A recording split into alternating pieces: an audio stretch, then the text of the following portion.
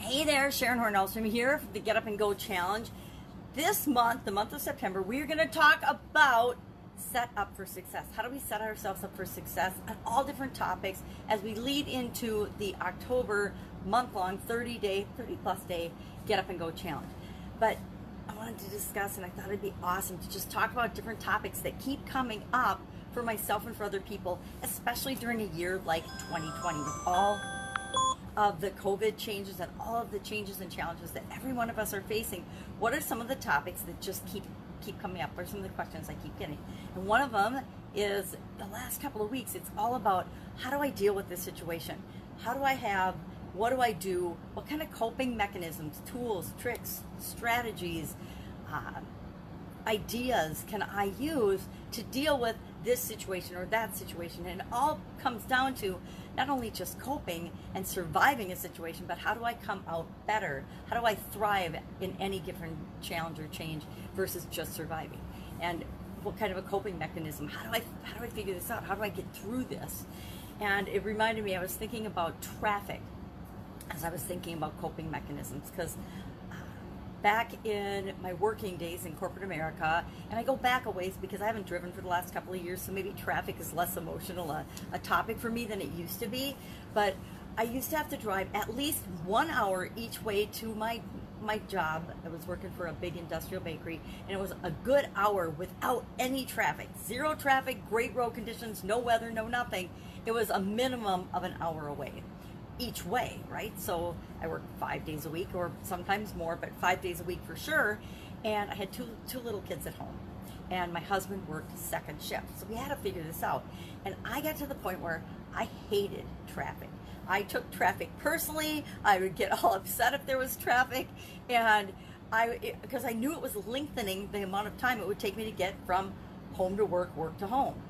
And as I was starting this job, it got, at first my kids, I guess they were always in school when I worked there. I worked there 5 years. So traffic just really started to annoy me. And I realized that it was affecting me. It was affecting the way I think and thought about things. It was affecting how I felt when I got to work. It was affecting how I felt when I got home. And I used to, I knew I had to figure out ways to deal with it because the traffic wasn't going to go away, right? Was the environment going to change? Was there going to be less traffic? Well, sure, some days there'd be less, some days there'd be more. And how was I going to respond to that? So I did a couple of things. Number one, I knew that I couldn't change the traffic. I couldn't really change the situation or the environment. I needed to be at work at a certain time, and I needed to be home by a certain time in order to meet my kids within a reasonable time of the school bus dropping them off, or all chaos and all hell would break loose, to be perfectly honest, because I had two super active, very high energy kids, and a boy and a girl, and I would come home sometimes and my son would be using my daughter as target practice for his paintball training, and he always patted her up and gave her a chance, but it wasn't probably the best experience for her, or they would get into other things. So I wanted to make sure that nothing bad ever happened. And so could I have gotten somebody to meet him at the house and be a babysitter and stuff to take the pressure off the traffic? Yep, that would have been one of the things that I could have done, but I did not do. I chose to do a couple of things because I knew that I couldn't change the environment, I couldn't change the situation, my husband's schedule wasn't going to change. He was in a career and a role at a job where he had to be at work a certain time. I, on the other hand, was a salaried person, and I had more flexibility around the time that I started and finished work. So I decided, and since I had 3 shifts of people that reported to me, I thought, well, what the heck, I'd like to see all 3 shifts every day that I can, want to interact with them. So I decided to avoid traffic going into work, I'd go in at 3 a.m. And then I could, I'd be there by 4-ish because there wasn't really any traffic at 3 a.m., very seldom. And if it was snowy or something, I'd leave earlier. But I would go in at 3, so I'd get there at 4. I'd leave at 3, so I'd be there by 4 or so, right around 4. And that meant I could leave at 4, and I wouldn't feel guilty about it. I wouldn't feel bad, and I could be home in time. Bus drop the kids off around 4:30. Well, around 4:30 or quarter to 5. 4:30. Yeah, gosh, 4:30, quarter to 5, they got dropped off. So I could leave work at 4, and I could be home, and there wasn't too big a gap where they'd usually get home, have a snack, and I started to make sure I had snacks and things ready for them so that they could just make a snack and they'd have something to do wanted them to do their homework, but how often did that actually happen? Seldom, if ever. And the last thing you want to do when you first get off the bus coming home from school, and after a long bus ride is in a whole day of school, is to sit there and immediately do your homework. So I changed the environment to the best of my ability in terms of setting things up for myself and for the kids to have things to do and not feel like they were just hanging out there with nothing to do and no direction. And then went into work earlier. So at least one way, going to work, there was none of that stress, none of that pressure of traffic. I also changed what I fed my brain and what I thought about and what I did with that time on the way to work.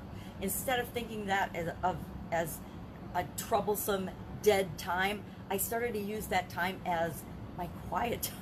It's the only time in my life I actually had an hour of peace and quiet. So instead of thinking of it as something negative, I was like, oh my God, this is a gift of time to myself that I've never really had, to just focus on thinking and planning and figuring out what I needed to do for my day, both at work and at home. So the commute in was usually listening to tapes or some training or some positive motivational things or some usually educational things. And then the commute home was planning and organizing not only what did I need to do the next day for work, but what was the evening going to look like for the kids? What activities did they have? What did we need to do? And so instead of me dreading traffic and blaming other cars for being in my way and taking it out on them and being frustrated all the way, I turned it into something that actually benefited me. So not only was it a coping mechanism, and there's several coping mechanisms in there, right? Try to change the environment. Do what you can to change the environment. If there's things you can do, do them. Focus on what you can do, not what you can't do. If you can't change the situation, if I was locked in like my husband with certain core work hours and I couldn't change those and I couldn't do anything about that, then I would have had to look at different alternatives, different possibilities for the kids. I would have had, and I would have had to brainstorm and figure out what are some other things. Maybe I could have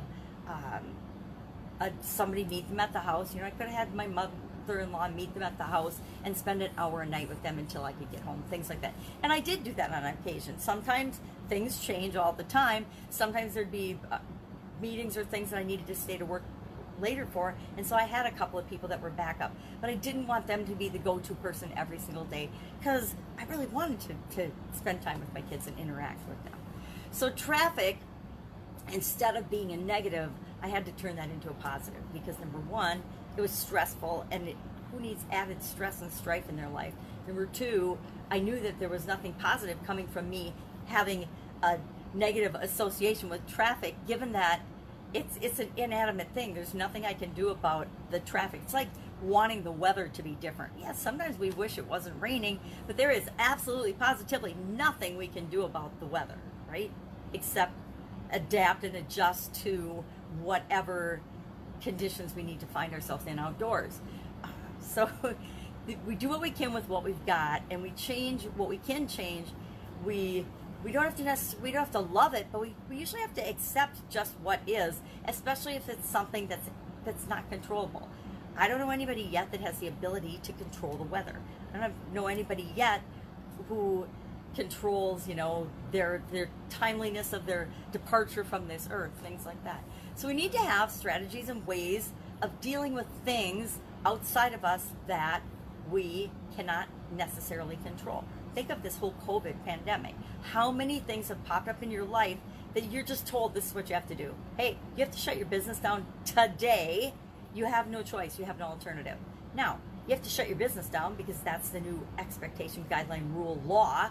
But that doesn't mean you're dead in the water and can't do anything. Instead of focusing on, okay, I can't run my business in my location as I normally have. What do I do now? What can I do? How can I creatively come up with something that makes it possible for me to move forward and feel like I'm making progress in my life without, disregarding the law, but doesn't actually stop me dead in my tracks? And as we think about different coping mechanisms and different strategies, it all comes down to you and me. It all comes down to us and how we respond to things. It comes down to how we physically, mentally, emotionally, spiritually, respond to things, how we feel about them, what we think, and how we interpret them, how we define what the things that happen mean to us. And Have you ever gotten stuck in one of those loops where you just keep thinking about a past event over and over and over again? And every time we think about it, it changes a little bit in our mind. And sometimes if we're thinking in a negative way, it gets worse and worse and worse and worse. And we think it's the end of the world. And other times we can make it less painful and less strong based on the way we think about it. So really, any situation, anything we love or hate, is totally up to us. We get to decide. So our best coping mechanism is to realize how powerful we really are in handling anything and everything that life throws our way. And anything we can do to increase our feeling of ease with that and to increase our confidence with how we deal with different changes and challenges is a coping mechanism.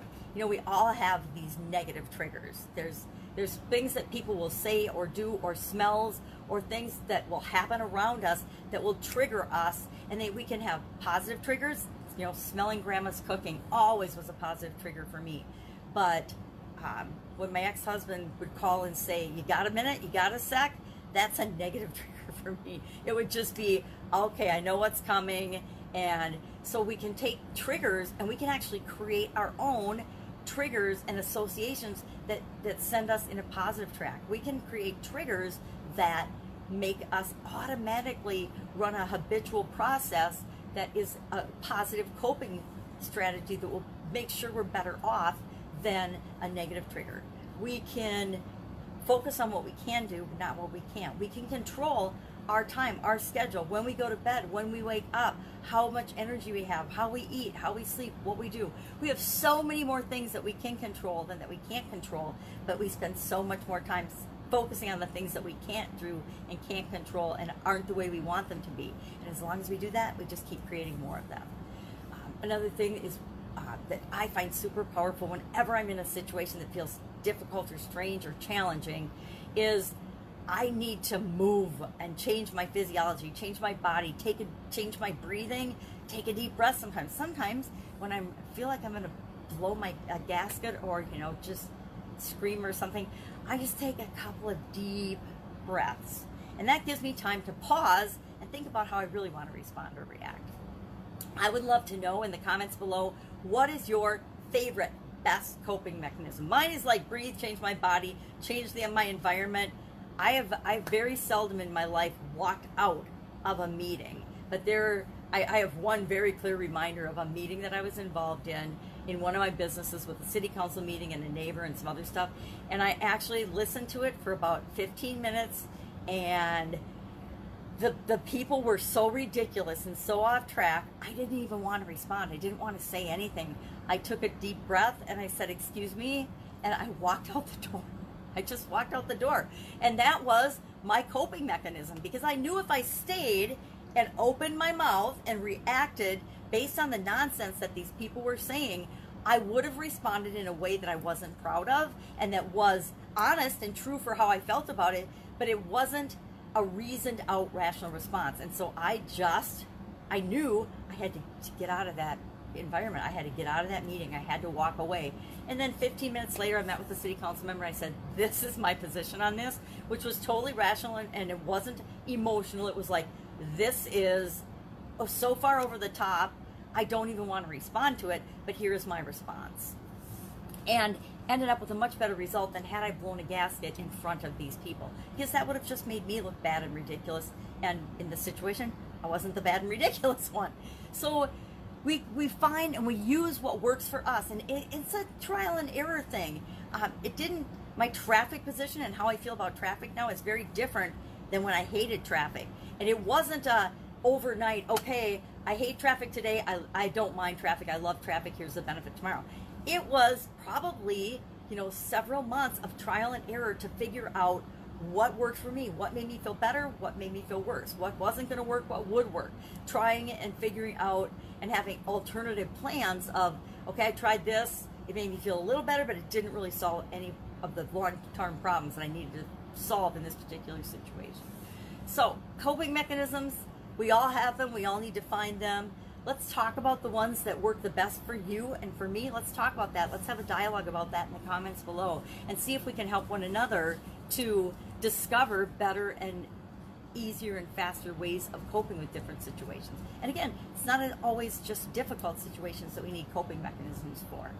That's it. Have an absolutely awesome day. This is our Setup for Success series as we lead into the next Get Up and Go challenge. Have a great day, and I'll, of course, be with you tomorrow.